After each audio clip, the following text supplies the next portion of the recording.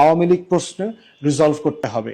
তার আগে, বিচার হওয়ার আগে, এই প্রশ্ন রিজলভ করবার আগে আওয়ামী লীগকে রাজনীতিতে এবং নির্বাচনে পুনর্বাসন করবার কোনো চেষ্টা হচ্ছে 24-এর আলবদরি চেষ্টা। যারা 24-এর আলবদর আর 24-এর রাজাকার হবেন তারা বাংলাদেশে নাই হয়ে যাবেন আগামী দিনে। বাংলাদেশের জনতার, তরুণ প্রজন্মের, গ্রামে গঞ্জের দেশপ্রেমিক মানুষের মনস্তত্ত্ব তারা ধরতে পারছেন না। অতএব সেই জায়গায় আমার আহ্বান হচ্ছে, ইতিহাস থেকে শিক্ষা নেন। আওয়ামী লীগকে পুনর্বাসন যারা করেছে তাদেরকে চরম মূল্য দিতে হয়েছে ইতিহাসে। বিএনপি প্রথম, শহীদ প্রেসিডেন্ট জিয়াউর রহমান তার উদারতার অংশ হিসাবে উনি আওয়ামী লীগকে রাজনীতি করতে দিয়েছেন এবং ওনাকে চরম মূল্য দিতে হয়েছে, ওনার জীবন দিতে হয়েছে।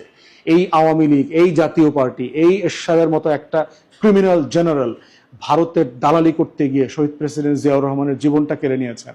বাংলাদেশের ইতিহাসের সবচেয়ে সফল, সবচেয়ে সৎ, ভালো রাজনীতিবিদ এবং দেশটাকে যিনি গড়েছেন রাষ্ট্রনায়ক, সেই মানুষটাকে জীবন দিতে হয়েছে। অতএব বিএনপির ভিতরে যদি কেউ মনে করে থাকেন আওয়ামী লীগের প্রতি সফট থেকে আপনারা নতুন রাজনীতি করবেন, শহীদ প্রেসিডেন্টের রক্তের সাথে আপনারা গাদ্দারি করবেন, এই রাজনীতি আমরা দেখতে চাই না। দ্বিতীয়, বাংলাদেশে আওয়ামী লীগকে সংসদে এনে প্রধান বিরোধী দল বানাইছে হচ্ছে এরশাদ। এরশাদের পরিণত দেখেন, জাতীয় পার্টি আজকে কেকের পিসের মতো হয়েছে, পিজার মতো 6, 7, 8 টুকরা হয়েছে, কোন টুকরার সাথে কেউ কারো চিনে টেনে না আর কি, এরকম। এরপরে বাংলাদেশে এই বিএনপিকে, এই আওয়ামী লীগকে পুনর্বাসন করছে হচ্ছে জামাত। 1994, 95, 96 সালে জামাত যে মূল্য দিচ্ছে, জামাতের ইতিহাসে এত মূল্য দেয় নেই গত 16 বছরে। জামাত শিবিরের হাজার হাজার নেতাকর্মী শহীদ হয়েছেন, জীবন দিচ্ছেন, প্রতিবন্ধী হয়েছেন, এবং যা কিছু নাই তাই হয় না, এমন কিছু নাই যেটা জামাত শিবিরের উপরে হয় নাই। এরপরে এই আওয়ামী লীগকে পুনর্বাসন করেছে 111-এর সরকার, বাংলাদেশের সিভিল ব্যুরোক্রেসি, মিলিটারি ব্যুরোক্রেসি, বাংলাদেশের গণমাধ্যম, সুশীলরা সবাই মিলে সেই বাংলাদেশে দেখেন আমার প্রত্যেকটা প্রতিষ্ঠান ধ্বংস করে দিয়ে আওয়ামী লীগের এই গোলামরা পালাইছে ওর প্রভুর দেশে।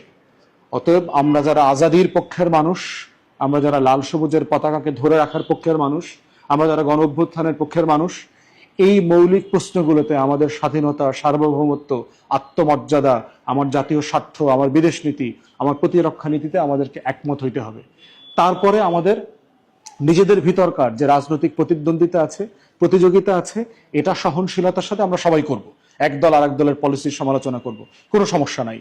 কিন্তু আওয়ামী লীগ প্রশ্নে আউটরাইট কোনো প্রসেস ফলো না করে, জনগণের মতামত না নিয়ে পুনর্বাসন করা, রাজনীতি নির্বাচনে আনার অপচেষ্টাটা হবে দিল্লিকে বাংলাদেশে ফেরায় নিয়ে আসা, 24-এর 1400 শহীদের রক্তের সাথে গাদ্দারি করা, বেইমানি করা। এবং এই বেইমানদেরকে ইতিহাস ক্ষমা করে নাই।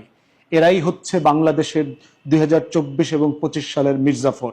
সে ব্যুরোক্রেটিক হোক, সে মিলিটারি অফিসার হোক, সে রাজনৈতিক কর্মী হোক, সে যে হোক, সে সুশীল হোক, এরা হচ্ছে মির্জাফর, এরা হচ্ছে আলবদরের রাজাকার।